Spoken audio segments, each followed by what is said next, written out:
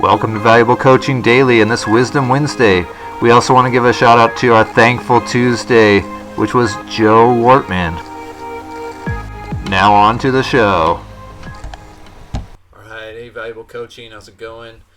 Still been working out some technical difficulties on our side, so we're hoping to get out this daily episode today with some sound. Yesterday's had some sound issues. So anyways, growing pains, but we're having Kevin and I are having a good time doing this. Hopefully people are enjoying our content.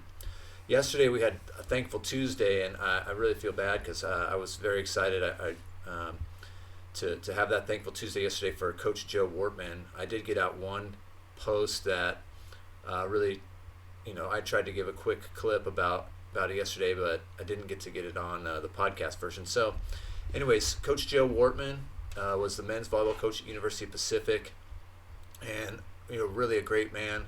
And Chris Thomas touched on him very briefly in our long form interview with him. So I just want to show you what he had to say, and then we'll come back on the other side. Now I want to give a few more words, and then we're going to talk about some wisdom that we got from a coach for our Wisdom Wednesday. Just another quick point I'd like to make is you don't have to play the sport to have been a good coach. We all played for Joe Wortmann, who played baseball, and but Joe was great at managing us, and he was great. He was a good example of what it's like to be a great father and husband, and to show us how to be a family man and do his job. And so, all right, I really want to thank Chris for saying that. We've interviewed a lot of people from University of Pacific, and that's one of the things I think is so amazing too about Joe, is that he's cast this kind of wide net of great men out there who are helping coach volleyball now. Both on the men's and women's side.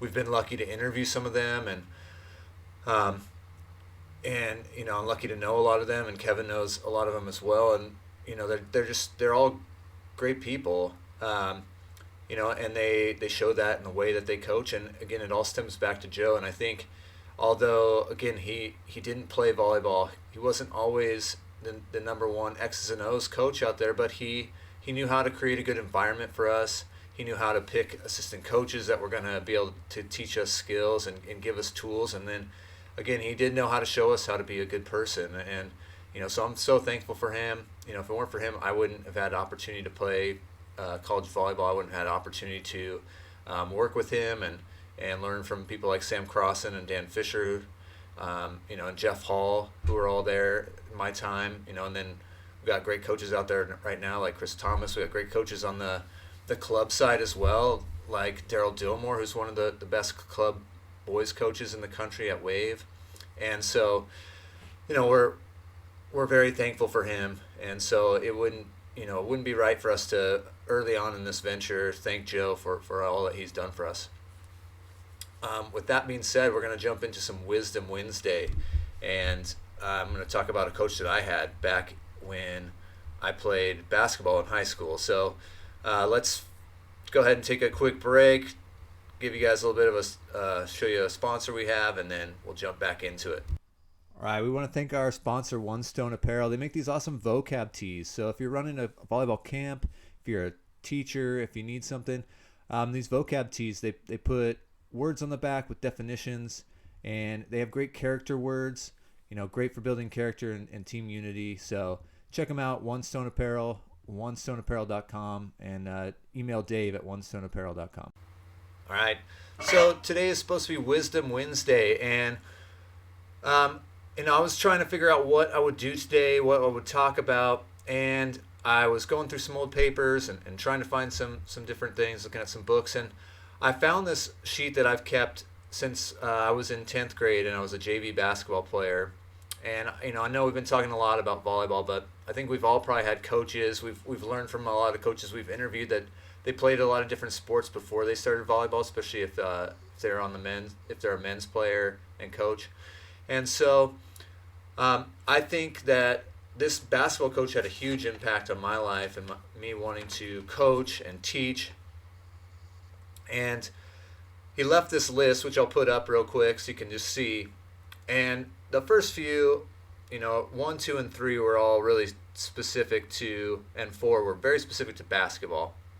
But if we pull that back, I'll go ahead and read these bottom ones, and we'll talk about them a little bit. But number 6 applies to any sport. It was play hard and smart. And it wasn't smart. Smart can be defined by a coach however they want to define it. Again, that's back to being authentic to you. But he wanted us to play hard, and he wanted us to have a good knowledge of the game and what we should do at certain times, and that showed through in his coaching. So he really taught us to be playing hard all the time, but be smart about it. And so that's something that resonated and can be carried over to volleyball as well. He also talked about footwork and fundamentals being so important. That was number 5 on that list.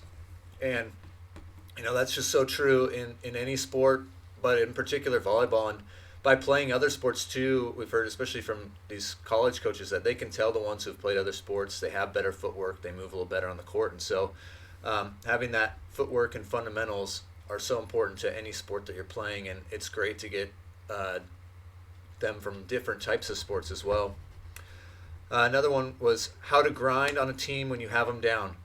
And again, basketball, that's crucial, but in volleyball, that definitely happens. You get up on a team, your team gets a little complacent, you miss a couple serves, and all of a sudden that team is right back in the game. So you got to learn how to just kind of grind it out, stay on top of them, and keep them down. The next one was number 8. He said how to execute with patience.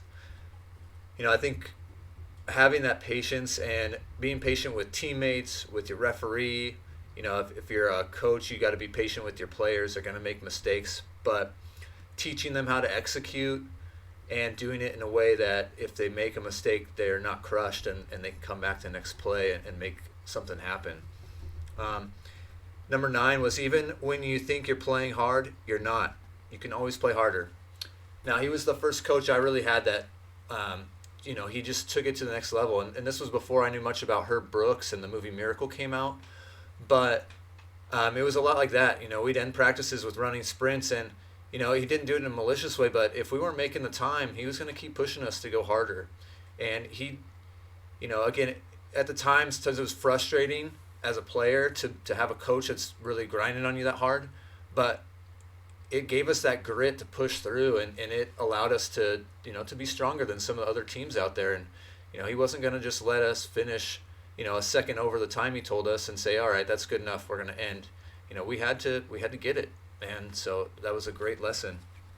And lastly, he said winning is fun. And as a coach, sometimes I don't talk too much. I don't like to focus on winning. I've been coaching middle school and high school players. I like to focus on their fundamentals. But as you move up in levels and as you get going, you certainly want to talk about winning some, and winning is fun. And it comes from all these other things.